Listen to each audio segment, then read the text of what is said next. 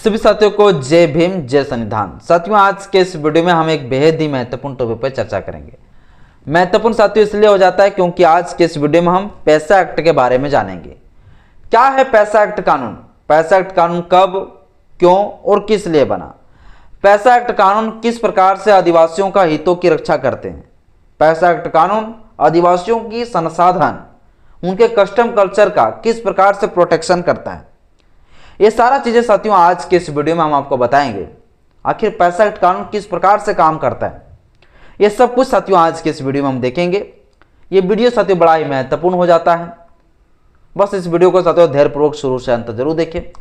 Video अच्छा लगे तो लाइक करें, चैनल पहली बार आए चैनल को सब्सक्राइब कर लीजिएगा, बेल आइकन प्रेस करिएगा ताकि जब भी वीडियो अपलोड करूं आपके पास तो नोटिफिकेशन समय समय पर पहुंचता रहे।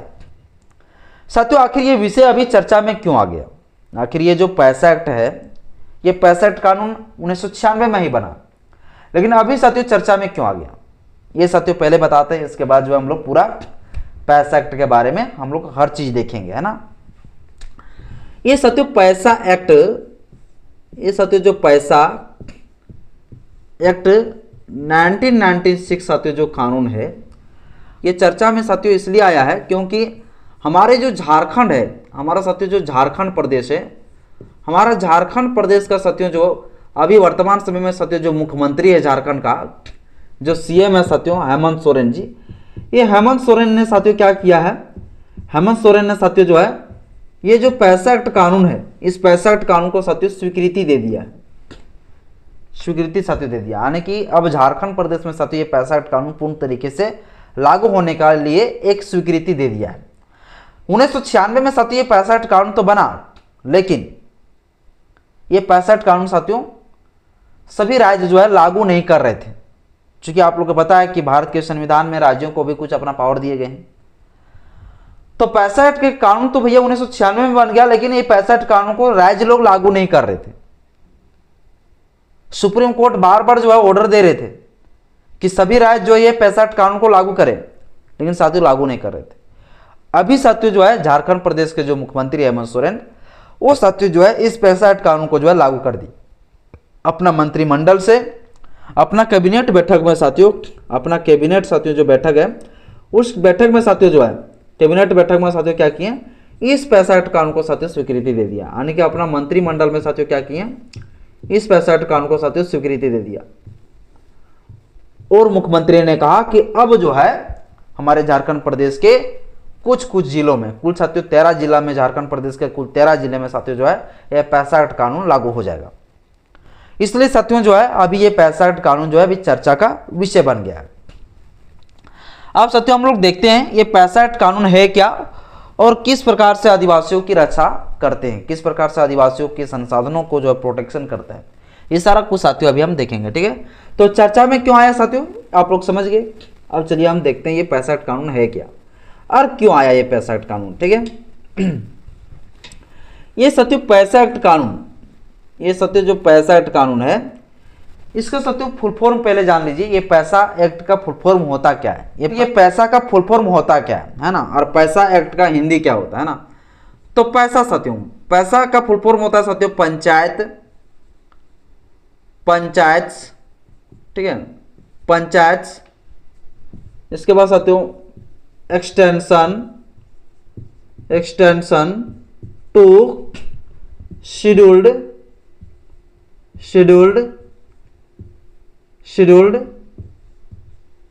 Area act 1996। ये साथियों पूरा होता है इसका फुल फॉर्म, ठीक है। पैसा एक्ट का फुल फॉर्म क्या होता है? तो बोलेंगे panchayat extension to scheduled area act 1996। इसको साथियों हम लोग हिंदी में कहते हैं, इसको साथियों हिंदी में कहते हैं पंचायतों का अनुसूचित क्षेत्र में, पंचायतों का, इसको साथियों आप हिंदी में कह सकते हैं पंचायतों का, पंचायतों का अनुसूचित, अनुसूचित, अनुसूचित क्षेत्र, क्षेत्र में विस्तार अधिनियम, विस्तार अधिनियम, अधिनियम 1996, ये साथियों पूरा कानून का नाम हुआ। इसका फुल फॉर्म पैसा का बता दिए और इसका हिंदी में जो क्या कहेंगे ये भी साथियों में आपको बता दिया। अब ये 65 साथियों ये जो कानून है ये आखिर 65 कानून आया क्यों, अरे 65 कानून किस प्रकार से काम करते ये सारा चीज साथियों देखेंगे। ठीक है, आखिर साथियों ये 65 कानून जो है 1996 में ये जो बना ये साथियों क्यों बना, तब 65 कानून साथियों क्यों बना साथियों 65 कानून, ये साथियों सबसे पहले ये जान लीजिए। मैं आपको बता दूं साथियों को भारत का जब संविधान पढ़ेंगे तो भारत के संविधान में साथियों जो है संशोधन जब आप देखेंगे तो आप जब 73वां संविधान संशोधन जब आप पढ़ेंगे तो साथियों जो 73वां संविधान संशोधन है उस 73वें संविधान संशोधन के तहत जो है पंचायतीय राज का साथियों व्यवस्था किए गए 73वें संविधान संशोधन में। लेकिन साथियों जो पंचायत हो उस पंचायत में जो है अनुसूचित जाति अनुसूचित जनजातियों के लिए विशेष प्रोटेक्शन के लिए कोई जो है प्रावधान नहीं किए गए थे, सिर्फ किए गए थे भैया पंचायत का निर्माण कैसे होंगे, ये पंचायत के बारे में साथियों जो है संविधान के 73वें संविधान संशोधन में जो हम लोग पढ़ने को मिलता है। लेकिन 73वें संविधान संशोधन में जो उस पंचायतों में जो है अनुसूचित जाति अनुसूचित जनजाति के लिए विशेष सुशासन प्रशासन का साथियों कोई प्रावधान नहीं किए गए थे। तो इसलिए साथियों जो है आदिवासियों को हितों की रक्षा करने के लिए आदिवासियों के जल जंगल जमीन उनके संसाधन को प्रोटेक्शन करने के लिए साथियों ये 65 कानून बनाया गया। क्यों बनाया गया तो याद रखिएगा 65 कानून क्यों बना, तो साथियों 65 कानून इसलिए बना ताकि जो आदिवासी है जो जनजाति है आदिवासी साथियों आदिवासियों की जो आदिवासियों का साथियों जो जल जंगल जमीन या साथियों जितने सारे संसाधन हैं उन संसाधनों को साथियों जो है उन सभी संसाधनों को क्या है साथियों प्रोटेक्शन करने के लिए साथियों ये कानून बनाया गया। क्योंकि साथियों हो क्या रहा था ना कि हमारे आदिवासी जहां पर रहते थे अनुसूचित जाति अनुसूचित जनजाति के जो लोग जहां पर रहते थे वहां पर क्या होता था ना कि बड़े बड़े उद्योगपति बड़े बड़े जो है माफिया लोग जो है यहाँ के खनन करने लगते थे, फैक्ट्री कंपनी खोलने लगते थे और इस प्रकार से जो है अनुसूचित जनजातियों का आदिवासियों का जल जंगल जमीन से जो जुड़े हुए जो उनका कस्टम कल्चर सदियों से रहा है वो सारे साथियों जो है जल जंगल जमीन से जुड़े हुए सारे संस्कृति साथियों जो है सारे साथियों जो रीति रिवाज है वो रीति रिवाज साथियों कहीं ना कहीं जो है आदिवासियों का जो है खत्म होता जा रहा था। खत्म कौन कर रहे थे तो बड़े बड़े जो भूमाफिया जो होते थे बड़े बड़े जो उद्योगपति होते थे बड़े बड़े जो या तो साथियों सरकार भी कुछ अवैध तरीके से क्या करते थे कि आदिवासी के क्षेत्रों में जो है कारखाना खोल दिए हैं, फैक्ट्री माने खोल रहे हैं है ना, बड़े बड़े फैक्ट्री लगवा रहे हैं और अनुसूचित जातियों का जो जमीन है उनका जो भूमि है उस भूमि को भी जो है छीन लेते थे। उनका जो कस्टम कल्चर से जुड़ा हुआ जो उनका रिसोर्स है जो संसाधन है जल जंगल जमीन से जुड़ा हुआ जो सारी चीज़ें उनका है वो सारी चीज़ें भी धीरे धीरे क्या कर रहे थे नष्ट करते जा रहे थे। आप लोग जानते हैं कि आदिवासी कहाँ रहते हैं जंगलों की तरफ ही रहते हैं, तो जंगल ही अगर काट लेंगे तो फिर आदिवासी किस पर निर्भर रहेंगे। तो कहीं ना कहीं साथियों अनुसूचित जनजातियों का जो है आदिवासियों का जो है वो सारा जो संस्कृति उनका जो कस्टम कल्चर थे वो सारा खत्म धीरे धीरे होते जा रहे थे। तो आदिवासियों का साथियों प्रोटेक्शन के लिए अनुसूचित जनजातियों का प्रोटेक्शन के लिए साथियों ये 65 कानून लाया गया ताकि आदिवासियों को जल जंगल जमीन और जितने सारे संसाधन है साथियों वो सारा संसाधन जो है उनका सुरक्षित रह सके। इसलिए साथियों ये कानून बना ताकि उनका संस्कृति जो है बचा रहे, उनका जो रीति रिवाज आदिवासियों का वो बचा रहे। इसलिए साथियों ये 65 कानून को लाना जरूरी समझा।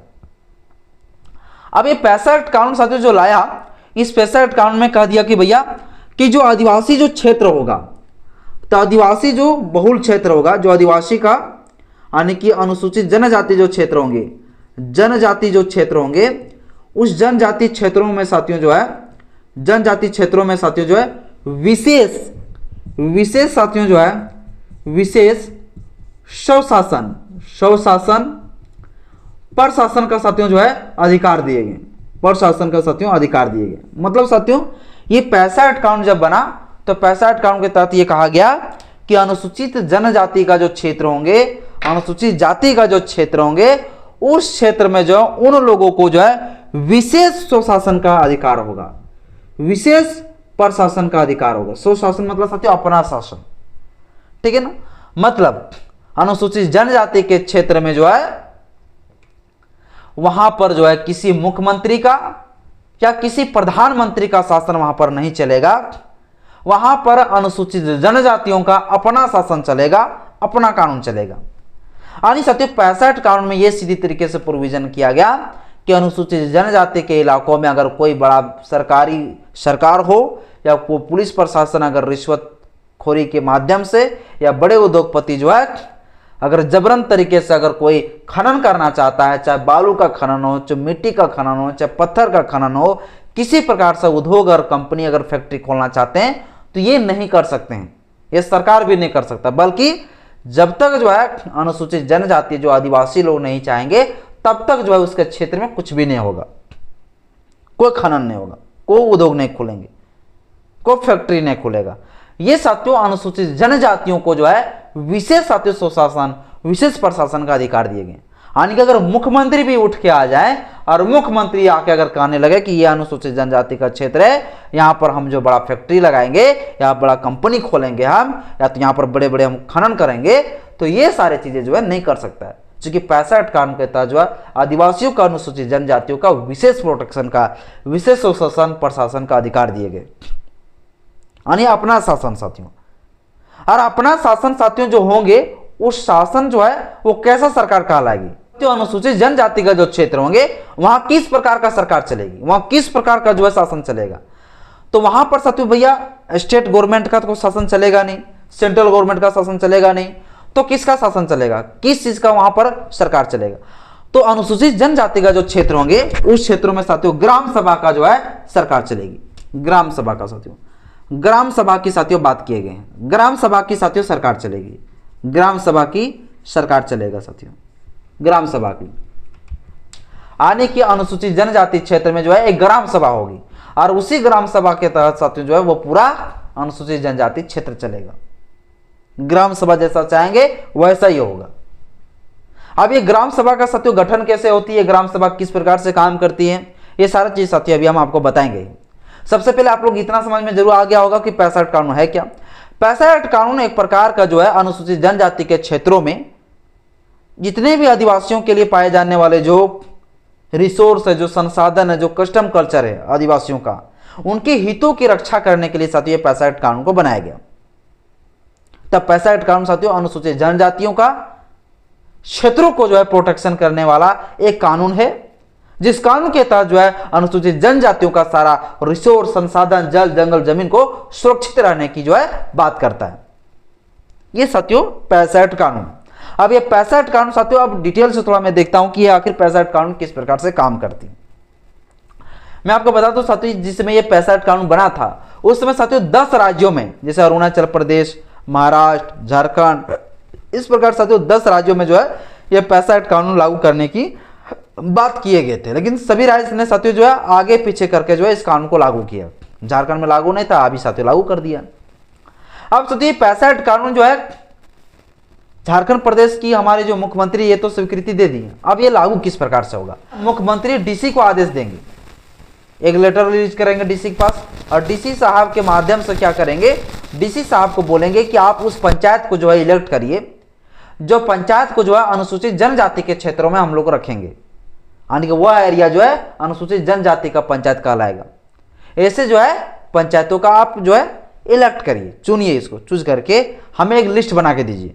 आप क्या करेंगे साथियों, मुख्यमंत्री जो है उस जिले में जितने सारे पंचायत है उस पंचायत का पूरा डेटा निकालेगी और एक बहुसंख्यक अनुसूचित जनजाति के क्षेत्र के आधार पर जो है एक घोषित कर देगा कि यह पंचायत जो है अनुसूचित जनजाति का क्षेत्र कहलाएंगे और यहां पर जो है 65 कानून लागू होगा।